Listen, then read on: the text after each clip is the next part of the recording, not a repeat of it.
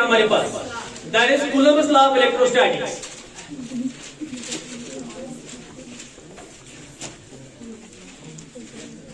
Coulomb's law of electrostatics, okay. पहले थोड़ा बहुत समझो। देखिए, जैसा कि आप सब लोग जानते हो दैट चार्ज की एक प्रॉपर्टी है, okay, like charge repel unlike charges, याद है ना? We know that if we have two charge, suppose we have a charge plus q and we have a charge minus q, we know that they exert force upon each other, they are attracting each other. Yeah, if you have a charge minus q and minus q, yeah, plus q and plus q, so these are like charges, है कि नहीं? And these are, we know that like charges repel unlike charges.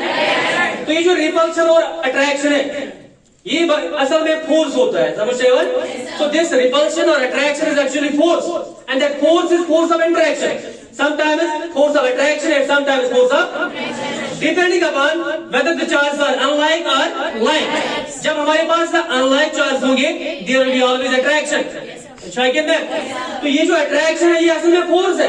ये अगर हमारे पास like charge होंगे, we will have force of repulsion, तो ये जो रिपल्शन है ये भी फोर्स है, समझते हो? तो ये फोर्स अगर आप कैलकुलेट करोगे, how you are going to calculate the magnitude of this force? There is a law for that given by Charles Augustin de Coulomb. एक फिजिस्ट है Charles Augustine D coulomb, okay. तो इसी ने एक law दिया है which gives the magnitude of the force. Force का magnitude calculate करने के लिए एक बॉडी दूसरी बॉडी पे कितना फोर्स एक्सर्ट कर रहा है, सपोज अगर इसका body there is a charge of 1 coulomb या 1 माइक्रो कूलम, ब्याक से -1 माइक्रो कूलम, हम कोता फोर्स करने पाएंगे exert, what is the magnitude of that force, okay? That force we calculate using a law that is called as Coulomb's law of electrostatics. समझते हो? तो Charles Augustine D coulomb ने ये law दिया था, सिंपल वर्ड्स में बोलते हैं कूलम्ब्स लॉ या सिंपली लॉ ऑफ इलेक्ट्रोस्टैटिक्स, समझते हो? तो ये दो चार्जेस के दरमियान का फोर्स कैलकुलेट करने के लिए, चाहे वो रिपल्सिव फोर्स होगा या अट्रैक्टिव फोर्स होगा, वो कैलकुलेट करने के लिए हमारे पास एक लॉ है, that law we call as Coulomb's law of electrostatics, समझते हो? तो जिस तरह मैं थोड़ा बहुत रिपीट करता हूँ क्लास 11 का, जहां पे हमारे पास मासेस का कंसेप्ट है, वो याद है? सपोज अगर हमारे पास दो तरह के बॉडीज है, एक बॉडी का मास m1 है, दूसरी बॉडी का mass divide separated by some distance r, याद है ना? क्लास 11 का थोड़ा बेसिक्स रिपीट करता हूं। तो two masses always attract each other from concept of law of gravitation, Newton ने वो कांसेप्ट दिया था, याद है ना?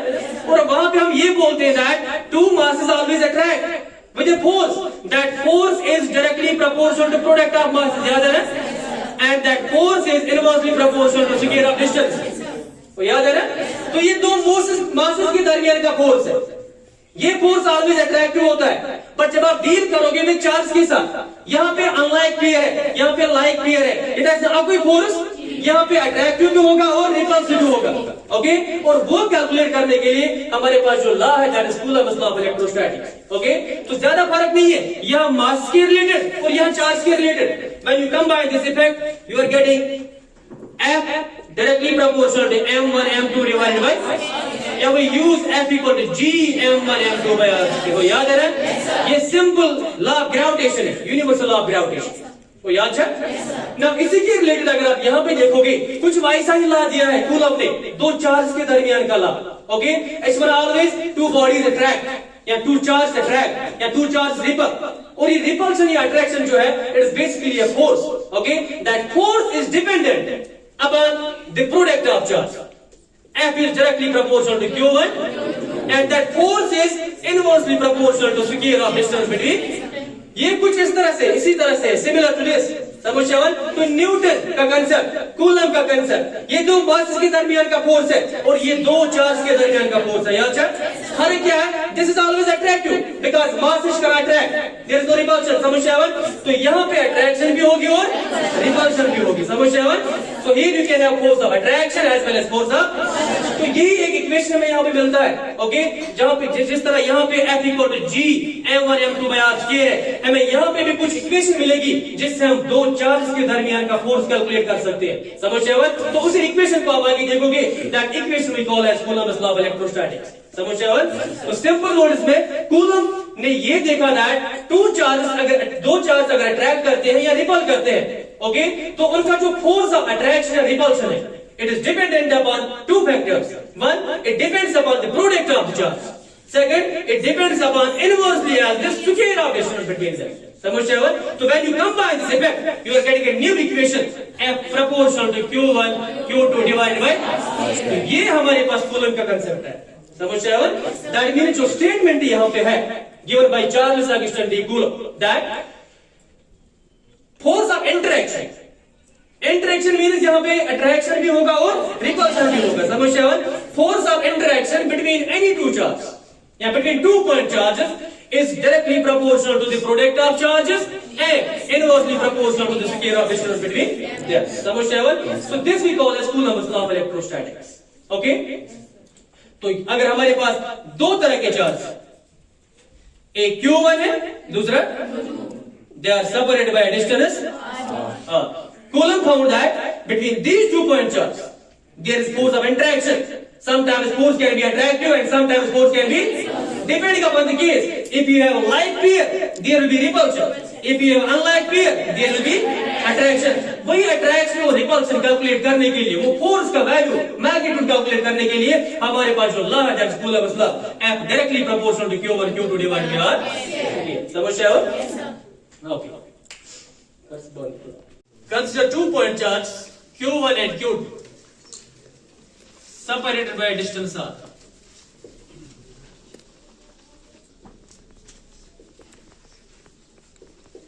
Suppose हमारे पास दो तरह के चार्ज है यहाँ पे, charge Q1 and charge Q2, they are separated by a distance R.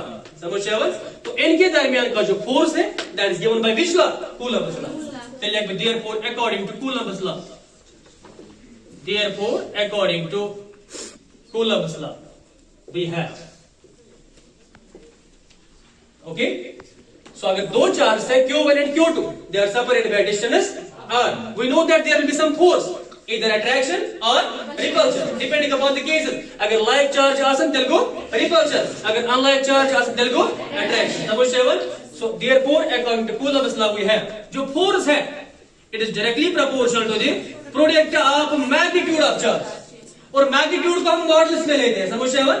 So product of magnitude means Q1 and Q2 and it is inversely proportional to the square of distance between them. समझ आए? So means F is directly proportional to the product of magnitude of charges Q1 Q2 and F is inversely proportional to R speed. So when we combine the two, we will get therefore F is proportional to Q1 Q2 divided by R square. समझ आए? तो नजर रखो, पहले बात में लिख सकते हो, नजर रखो। तो देखिए, जिस तरह हम ग्रेविटेशन में F लिखते हैं directly proportional to m1 m2 by R square, फिर लिखते हैं F equal to G m1 m2 by, तो ये जो G है, इट्स कांस्टेंट ऑफ ग्रेविटेशन। अच्छा है कि ना? इसका एक यूनिवर्सल वैल्यू होता है, फिक्स्ड वैल्यू होता है 6.67 multiplied by 10 to the power -11। याद है? तो ऐसे ही हमारे पास कुछ वही उसी तरह की इक्वेशन है, F is proportional to Q1 Q2 by, अगर मैं इस प्रोपोर्शनल साइन को खत्म करूं, मिस्टर की कांस्टेंट यूज करूं, और यहाँ पे मैं एक कांस्टेंट यूज करता हूं K, और we can write F equal to K Q1 Q2 divided by R square, while K is a constant, while K is a constant of proportionality and is called as it is called as Coulomb's constant and is called as Coulomb's constant, और इसको हम electrostatic force constant भी बोलते हैं, electrostatic force constant भी बोलते हैं। समझ आए? लिखना फिलहाल बंद करो। देखो, F proportional to Q1 Q2 by R square या F equal to K Q1 Q2 by R square. K is a constant. This constant we call as electrostatic force constant, या we call this as Coulomb's constant. नजर हर किसी constant का अपना अपना value होता है। जिस तरह G का एक फिक्स्ड वैल्यू है, इसी तरह K का भी एक वैल्यू हमारे पास होता है। समझ सेवन। और ये जो K है, it is electrostatic force constant या कूलम्ब कांस्टेंट। याद रखो K का जो वैल्यू होता है,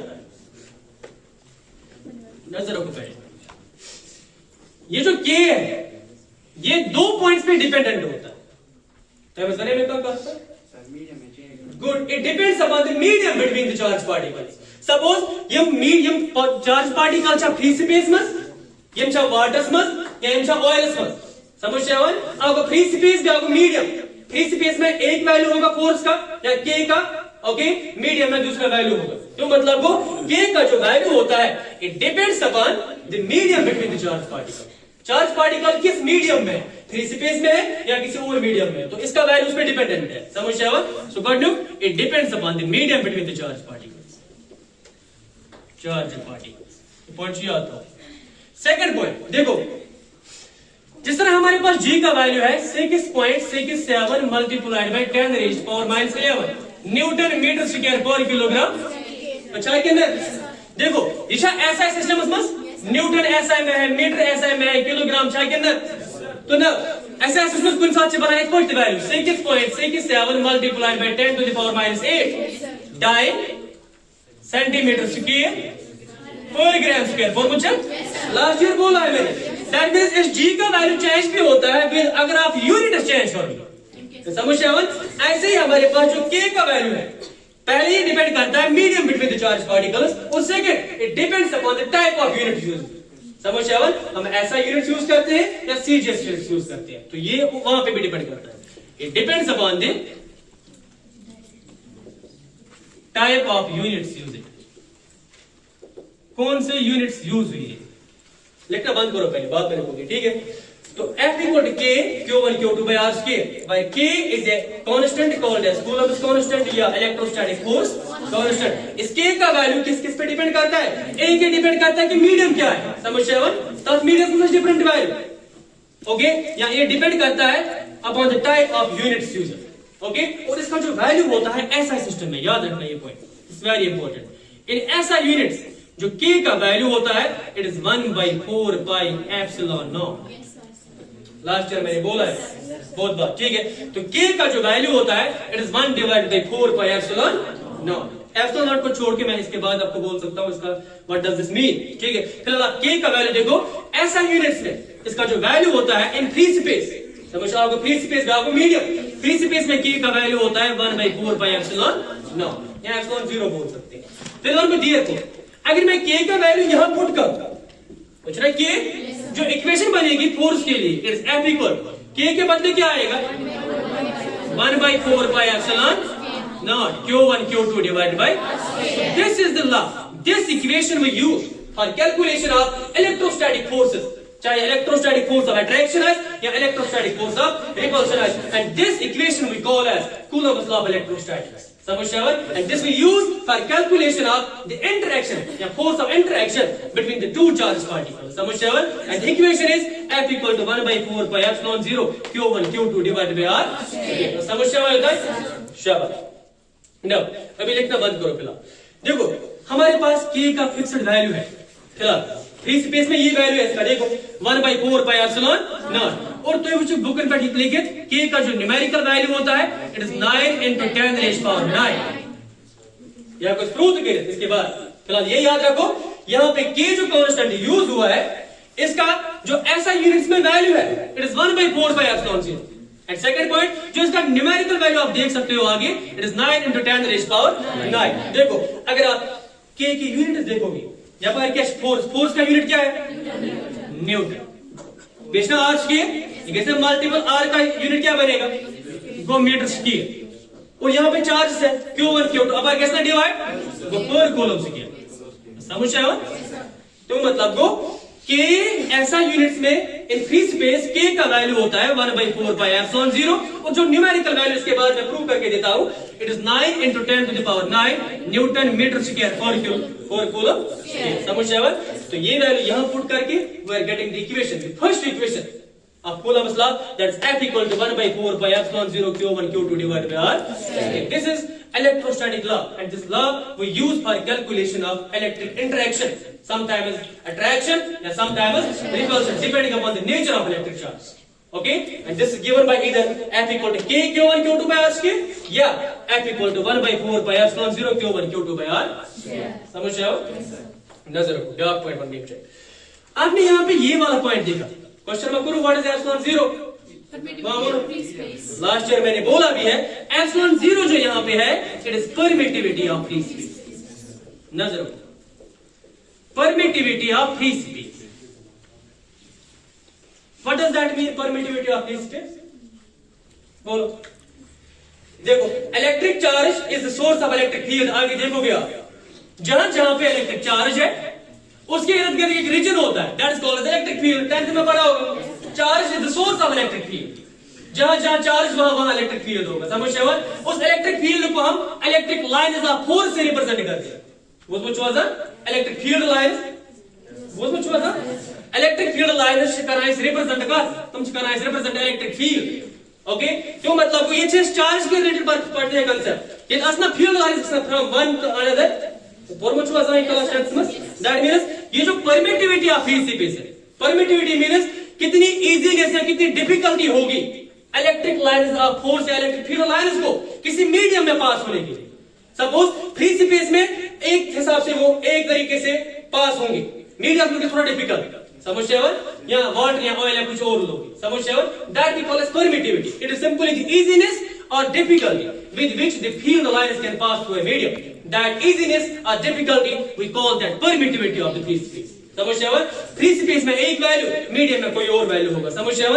तो इसका जो न्यूमेरिकल वैल्यू होता है it is 8.854 into 10 raised to power minus 12 coulomb square per newton per metre square. मैंने लास्ट ईयर भी बोला है, मैं यहाँ पे बोलता हूँ. देखो, इसका एक फिक्स्ड वैल्यू है यहाँ पे फ्री स्पेस में. इन फ्री स्पेस एप्सिलॉन 0 का वैल्यू क्या है? 8.854 into 10 raised to power minus 12 coulomb square per newton per metre. देखो ये जो यहाँ पे है K का value 1 by 4 pi epsilon 0. Epsilon 0 is permittivity of free space. It is fixed value is this in free space 8.84 into 10 to the power minus 12 coulomb square per newton per metre square. तो आप ये भी देख सकते हो कि ये कहां से ये यूनिट आया. देखो coulomb square per newton per metre square. इसका ये भी unit.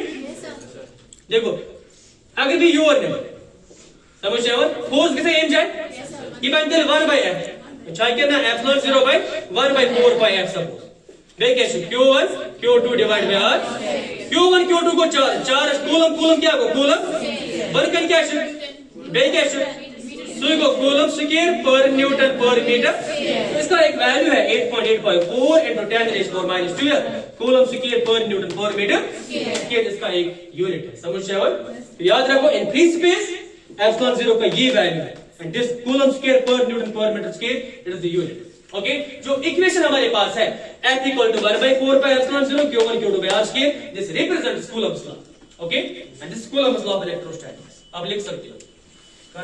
No, it is permittivity of free space. It is having a value in free space. okay, और कभी कभी एग्जाम में आता है, नजर रखो यहाँ पे, कभी कभी एग्जाम में आता है गिव यूनिट्स या डिराइव यूनिट्स ऑफ एप्सिलॉन 0 या डायमेंशंस ऑफ एप्सिलॉन 0.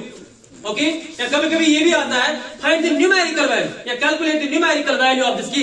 ये जो 9 into 10 raised to power 9 यहाँ पे है, इसको आपने प्रूव करना है.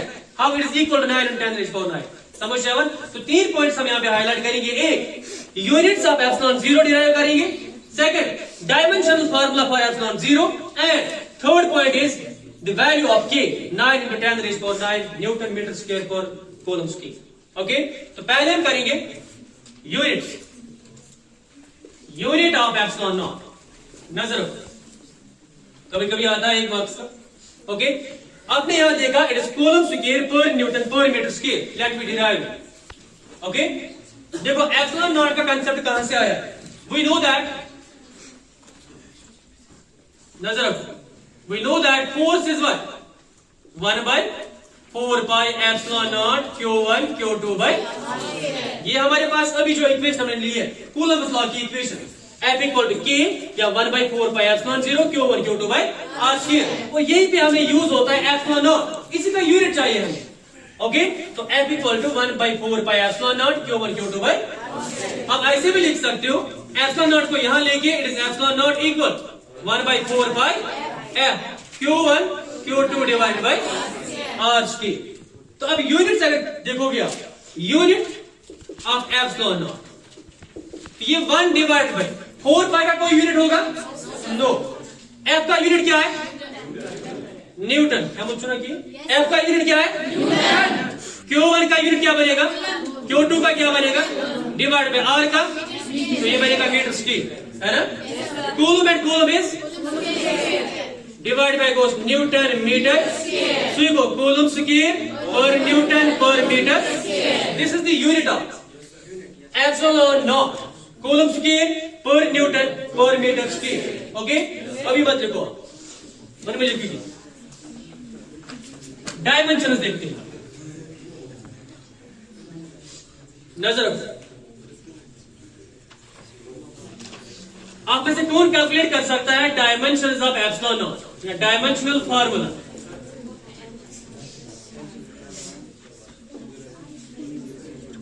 पहले देखो, बाद में लिखोगे ये 2 points. Dimensional formula of epsilon not, okay, last year पढ़ा होगा कुछ m1 l1 t1 like that, है ना?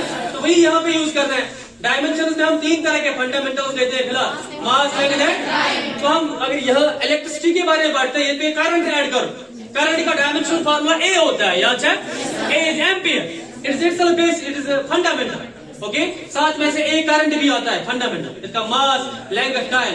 ओके, समझे मत में रिप्रेजेंट करना चाहिए तुम्हें का डायमेंशनल फार्मूला चाहिए ना? तो नजर रखो, हमें चाहिए डायमेंशंस ऑफ एप्सिलॉन नॉट। देखो इक्वेशन हमारे पास यही है, F equal to 1/4 pi epsilon naught. नजर रखना पहले Q1 Q2 बाय, ये इक्वेशन है जो basic equation of Coulomb's law of electrostatics है। ओके, यूनिट्स ऑफ दिस हमने कैलकुलेट किए, coulomb square per newton per metre square. अगर डायमेंशंस करें कैलकुलेट, एप्सिलॉन 0 कैसे बे एम जाए? ये पूरा बे 1/4 पाई है Q1 Q2 divide by what r square. But dimension units को डायमेंशन में थोड़ा फर्क है। ओके, तो ये चीज करें, dimension must f represents force, q represents charge, q2 charge, okay, r is. Okay, देखो आपने देखा होगा डायमेंशनली हम स्क्वायर ब्रैकेट्स यूज करते हैं, याद है? Dimensions of epsilon naught they are equal 1/4 pi से का dimension, it's a dimensionless physical quantity, समझ रहे हो? It's dimensionless 4 pi. f का क्या डायमेंशन है? m1 l1 d minus, last year आपने डिराइव किया होगा बहुत बार। फोर्स के डायमेंशन निकलते हैं from F equal to ma, mass into acceleration. Mass का m1, एक्सेलरेशन का l1 d minus, combine the two get the result m1 l1 d minus. तो ये फोर्स का डायमेंशन। देखो चार्ज Q1 Q2, देखो मैं करंट को डिफाइन करता हूं, current is fundamental quantity. Okay, current is Q by T, charge per unit. अगर मैं Q लिखूं, it is I times T, Q will be I times I itself is fundamental। I को हम dimensions में A से represent करते हैं। What does A mean? It is ampere and T is itself fundamental for time। तो charge का dimensional formula होता है AT। ओके, तो Q1 का क्या बनेगा? Q2 का क्या बनेगा? AT। ओके, डिवाइड में R स्क्वायर का क्या बनेगा? R is simply distance, थोड़ा लेगा, तो ये बनेगा L स्क्वायर।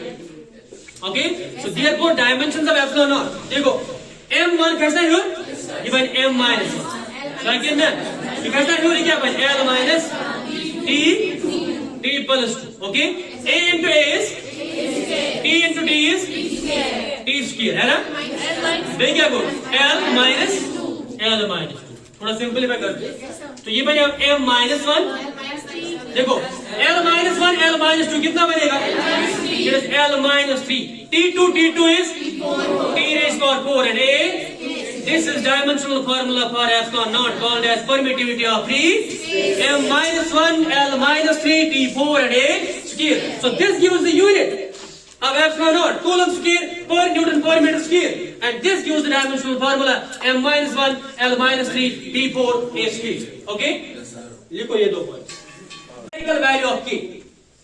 ओके, देखिए मैं उनसे होता है k का वैल्यू हमारे पास क्या है? 9 into 10 raised power 9, even है, ये इसका वैल्यू है, Newton metre square per coulomb square वो उसका यूनिट है। Okay, late me derive this numerical value. और एस्टिफाई k का इक्वेशन क्या है? k is 1/4 पाई और याद था कि ना K is 1 by 4 pi epsilon naught। तो इस में हम वैल्यू ये जो epsilon naught होता है इसका अपना वैल्यू है 8.854 into 10 raised power minus 12 right in there coulomb square per newton per meter समझ रहे हो 1 by 4 pi epsilon 0 K का वैल्यू है इन ऐसा यूनिट ओके epsilon 0 का ये वैल्यू है इन फ्री स्पेस ओके अगर आप ये वैल्यू यहां पुट करोगे देयरफॉर जो K का वैल्यू आएगा it is 1 by 4 Guna 4 pi का वैल्यू क्या है 3.14 into epsilon 0 के बदले ये 8.854 into 10 raised power minus समझ रहे हो तो जब आप ये सॉल्व करोगे your value will approach to 9 into 10 raised power 9 newton metre square per coulomb square okay क्यों कैसे जब आप ये और ये मल्टीपल कैलकुलेट करिए 4 into 3.14 into 8.854 इधर 113 point something 111.2 ईशन एरर देखो 4 into 3.14 into 8.854 तो सिंपल मैथ्स का मल्टीप्लिकेशन इसका वैल्यू ये आता है 111.2 मल्टीप्लाइड बाय क्या है 10 to the power माइनस अच्छा कितना तो अब एक से ये डिवाइड करो 1 डिवाइड बाय 111.2 इवन 0 point समझो 0.00854 0.0089 बे 9 है 28 एक तो देखो 10 रेज़ पावर माइनस 12 नीचे ऊपर क्या बनेगा 10 रेज़ पावर प्लस 12 बात हुई नजर रखो you are going to calculate the value of k that's equal to 9 into 10 raise power 9 okay देखो थोड़ा सॉल्व करने के बाद ये मिला उसके बाद 1 से डिवाइड करने के बाद ये मिला 10 रेज़ पावर माइनस 12 नीचे ऊपर लेके 10 रेज़ पावर प्लस 12 आएगा ओके तो k का जो वैल्यू आएगा देखो वो उससे रास्ते बना अगर वो बना ये 9.9 मैं कुछ पाको यो को दे आल का जत योर किस गसन कम क्यों मतलब को अगर भी लेक 8.9 बराबर और क्या ये 10 to the power 9 है कितना ये बात कितना 30 का which 10 raised power 12 minus 3 को देखो 8.9 जब आप राउंडिंग ऑफ करोगे approaching to what 9 into 10 raised power 9 समझ रहे हो और उसका जो यूनिट रहेगा Newton metre square per coulomb that is the numerical value of K 9 into 10 to the power 9 okay ठीक है लिखो